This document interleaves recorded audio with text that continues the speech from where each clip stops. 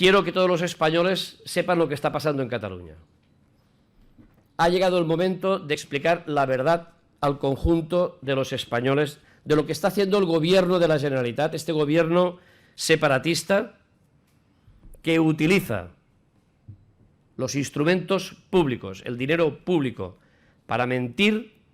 para generar odio, para dividir a los catalanes entre ellos y para separar a los catalanes del resto de España. Y lo hace a través de la presentación, como gobierno, de un informe de 100 páginas que lleva como título Crónica de una ofensiva premeditada.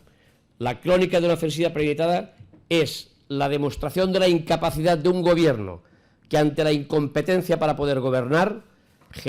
inventa un enemigo exterior, en este caso España, para generar odio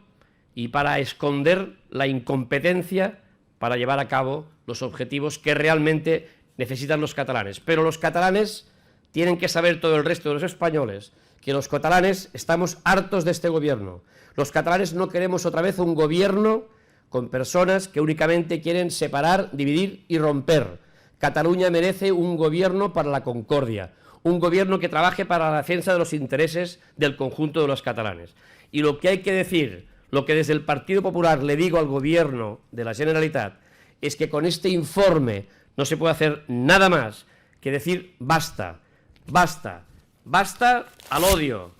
basta a la separación, basta a la ruptura, basta de utilizar el dinero público, contra la concordia, contra la convivencia